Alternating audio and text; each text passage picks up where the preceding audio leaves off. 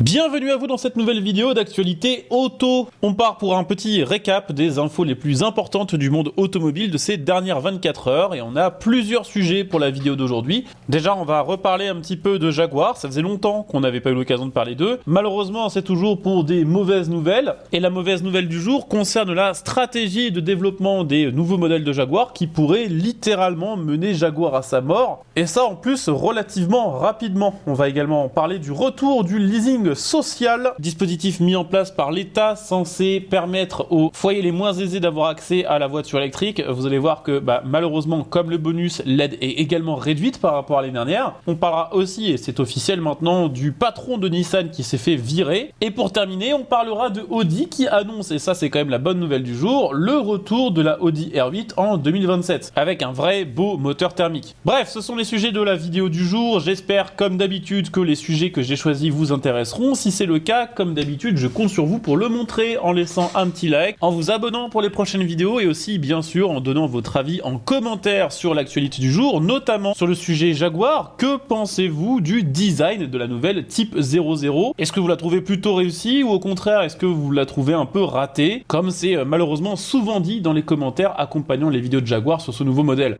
Je vous le disais, on va commencer par parler un petit peu de Jaguar et de sa stratégie qui tout double. Jaguar, c'est un peu le Maserati anglais, c'est une marque qui a toujours eu d'énormes difficultés à être rentable. Au départ, Jaguar était une marque de passionnés, il ne faisait qu'une petite quantité de voitures, mais des voitures qui ont marqué l'histoire, que ce soit la Jaguar Type E, qui est toujours l'une des plus belles voitures du monde, ou encore dans les années 90, la Jaguar XJ220, qui était tout simplement la voiture la plus rapide du monde. Des voitures de niche, un petit peu artisanales, mais exceptionnelles pour leur temps, sauf que dans le milieu des années 2000, Jaguar a voulu vendre toujours plus de voitures et faire plus de sous en allant sur le marché du premium pour en gros concurrencer BMW avec leur série 3, série 5, avec les Jaguar XE, les XEF, mais également avec toute une gamme de SUV et c'est à ce moment-là qu'ont vraiment commencé les gros problèmes de Jaguar. Les investisseurs et les actionnaires en voulaient toujours plus, les ventes étaient toujours plus compliquées à réaliser et après que la marque fut absorbée par le groupe Land Rover et par le groupe Tata, Rodon Glover a décidé d'utiliser la transition vers la fin du thermique comme reset pour la marque Jaguar, d'essayer de faire oublier tout ce qui a pu se passer avant, que ce soit les belles voitures ou les voitures un peu ratées, et de ne conserver que le nom Jaguar pour repartir à zéro et arriver avec une nouvelle ligne, une nouvelle gamme et surtout des voitures 100% électriques. Jaguar mise maintenant sur l'ultra-luxe et sur l'extravagance avec par exemple la Type 00 qu'on a pu apercevoir dans le trafic parisien ce dimanche 9 mars. Le moins que l'on puisse dire c'est que côté extravagance c'est réussi parce que la voiture est quand même gigantesque, elle a été présentée au public dans une couleur bleue électrique qui fait qu'on ne voit quasiment que elle au milieu de la rue et il y a évidemment aussi les portes papillons qui apportent une petite touche d'originalité à ce modèle. Alors à vous de me dire en commentaire ce que vous pensez de cette voiture, est-ce que vous la trouvez réussie ou pas esthétiquement. Personnellement la vente de cette voiture me fait tellement penser à certains concepts de Audi dans les années 2000 que je n'arrive pas à imaginer que c'est une Jaguar. Les internautes sur les différentes plateformes ont été assez sévères avec l'esthétique de cette voiture là, certains la jugeant juste de moche, certains expliquant qu'elle ressemble plus à une voiture du jeu GTA 3 ou du jeu vidéo Roblox qu'à une vraie voiture ou encore à un réfrigérateur ou encore, et ça c'est peut-être le commentaire que je trouve le plus vrai, à une voiture qui aurait été conçue pour un super vilain de film dans un film où il y a un très petit budget. Alors là je vous passe les commentaires les plus YouTube friendly mais il y a des commentaires bien plus méchants que ça. Alors le design on s'en fout un petit peu en réalité, ce qui est assez intéressant c'est les déclarations qui accompagnent ce reveal de la part de Rodon Glover, le directeur de chez Jaguar Land Rover, qui explique que bon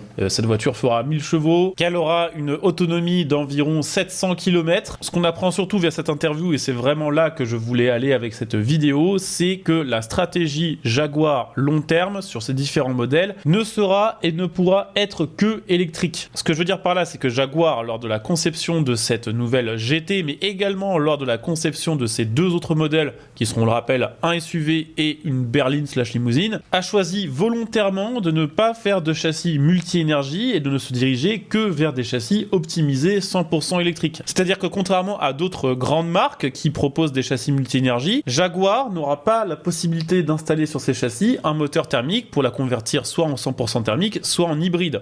On rappelle quand même à titre informatif que sur le marché de l'électrique lambda, la voiture électrique ne représente environ que 15% de part de marché et c'est le marché électrique qui s'en sort le mieux. Il y a précisément un marché sur lequel l'électrique peine à décoller, on en parlait encore il y a quelques jours parce que Maserati a abandonné sa MC20 électrique faute de demande, ce sont précisément les voitures haut de gamme électriques. Que l'on parle de super SUV haute performance, que l'on parle de très grosses berlines ou encore de sportives, de supercars ou d'hypercars, les clients fortunés préfèrent et préféreront encore probablement pendant longtemps acheter des voitures thermiques qui procurent des sensations qu'une électrique ne peut pas fournir, et inversement, c'est vrai. Alors là, je viens de citer l'exemple de la Maserati MC20, mais il y en a eu plein d'autres. Il y a eu Bentley, il y a Lamborghini qui a fait marche arrière sur sa stratégie du tout électrique, il y a Aston qui va essayer de garder son V12 et son V8 le plus longtemps possible parce que eux aussi savent qu'il n'y a pas trop de demande pour une élec dans cette gamme de véhicules. Il y a, on le rappelle, le PDG de Rimac qui est aussi devenu PDG de Bugatti, qui l'expliquait très bien. Il y avait d'un côté la Rimac qui était capable d'avoir les mêmes performances qu'une Chiron pour 2 à 3 fois moins cher, et pourtant toutes les Bugatti Chiron étaient vendues en précommande alors que les parkings de Rimac sont encore pleins de leurs Rimac qui n'arrivent pas à vendre. Donc en gros, pour résumer l'affaire Jaguar a décidé de tout miser. Elle a vraiment fait tapis sur une technologie dont elle ne pourra pas vraiment s'écarter, sauf si elle décide de réinvestir des milliards d'euros pour créer un nouveau châssis multi-énergie adapté au moteur thermique, pour essayer de séduire des clients qui n'existent tout simplement pas, tout en se mettant à dos en plus l'ancienne clientèle de Jaguar et en revenant avec une marque qui n'a plus de Jaguar que le nom et qui, au vu du design de l'automobile, pourrait être n'importe quelle nouvelle marque chinoise de voitures électriques New Age que personne n'a jamais vu avant. Alors bien sûr, Jaguar peut-être s'en sortira mieux, peut-être que l'extravagance de ses véhicules et la communication, le bad buzz lui permettra d'avoir une suffisamment grande audience pour devenir une marque enfin rentable. Ce qui est sûr dans l'état actuel des choses, c'est que si la Type 00 ou l'un des autres modèles de Jaguar flop, Jaguar n'aura probablement plus aucun moyen de se maintenir la tête hors de l'eau.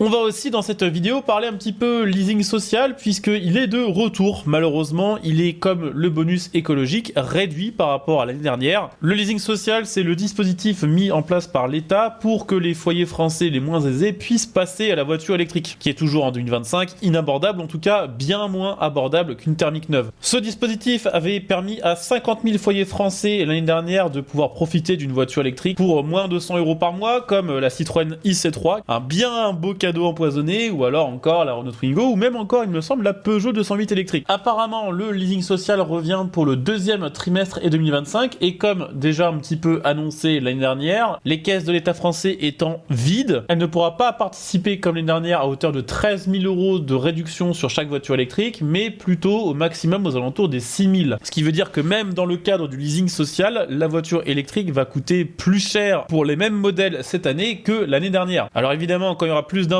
comme les modèles compatibles ou encore les modalités d'inscription, je vous en reparlerai. Tout comme on va reparler aujourd'hui en vidéo du directeur de chez Nissan qui s'est fait remercier. On en parlait dimanche alors que c'était pas encore officiel. On savait qu'il y avait eu une réunion entre le board de Honda et le board de Nissan. Je rappelle vite fait où on en est pour ceux qui suivent pas trop l'actualité des marques japonaises, mais il devait y avoir une fusion entre Nissan et Honda, sauf que Honda a tout fait pour que ça n'ait pas lieu. En proposant des conditions inacceptables à Nissan, Nissan s'est retiré du deal, sauf qu'elle se rend compte que personne ne veut d'elle, du coup elle revient la queue entre les jambes vers Honda, et Honda a dit pourquoi pas, mais à condition que vous viriez votre directeur, et ils l'ont fait. Évidemment, la raison officielle avancée par le board n'est pas celle-ci, elle est que le directeur de chez Nissan n'était tout simplement pas bon, et que sa stratégie avait été déficiente, notamment sur le marché américain, où elle a sacrifié complètement les motorisations hybrides alors que les Américains en ont acheté par pelle entière. Donc les discussions entre Honda et Nissan vont pouvoir reprendre, mais il y a encore une carte piège, c'est que pour l'instant Renault n'a pas revendu ses parts de Nissan, je crois que c'est toujours environ 35% de Nissan qui appartient à Renault, mais Honda veut que Nissan rachète complètement ses parts de Renault pour pouvoir être indépendante. Sauf que il y a deux problèmes. Déjà, de 1, Renault n'a pas forcément envie de revendre ses parts, ils expliquent qu'ils n'ont pas envie d'être les dindons de la farce et qu'ils feront ce qu'il faut pour perdre le moins de plumes sur ce deal. Et de l'autre côté, Nissan est tellement au fond du gouffre qu'on n'est même pas sûr que Nissan puisse trouver assez de liquidité pour ne serait-ce que racheter ses parts auprès de Renault. Donc si dans quelques mois Renault n'a toujours pas dégagé de chez Nissan, c'est possible qu'on se retrouve avec de nouveau Honda qui ne veut pas du deal parce que Renault est encore là. C'est une histoire incroyable, c'est dommage que ça se passe pas dans une marque française parce que je pense que ça intéresserait beaucoup plus de monde, mais c'est assez fou.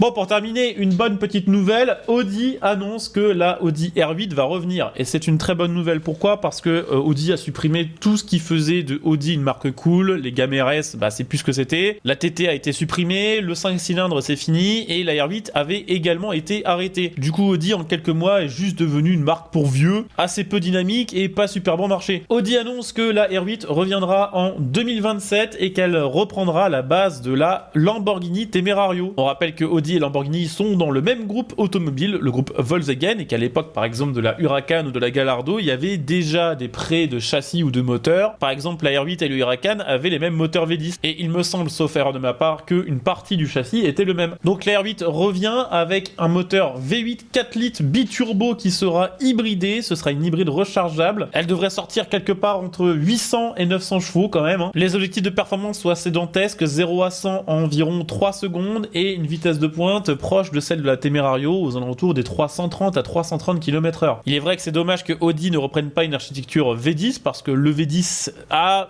totalement un autre son qu'un V8, même si celui-ci va prendre près de 10 000 tours et proposera peut-être un son similaire à celui d'une voiture de course. Le châssis sera donc celui de la Temerario qui a beaucoup d'avantages, notamment en termes de coût de production et en facilité de production, puisqu'il utilise 50% de composants de moins que le précédent châssis de la Huracan et est apparemment 25% plus rigide. Il y aura probablement bientôt d'autres informations et là aussi, comme d'habitude, je vous tiendrai au courant une fois qu'il y aura eu le reveal officiel. Voilà, on a fait le tour pour la vidéo du jour. J'espère qu'elle vous aura intéressé, que les sujets choisis vous auront plu.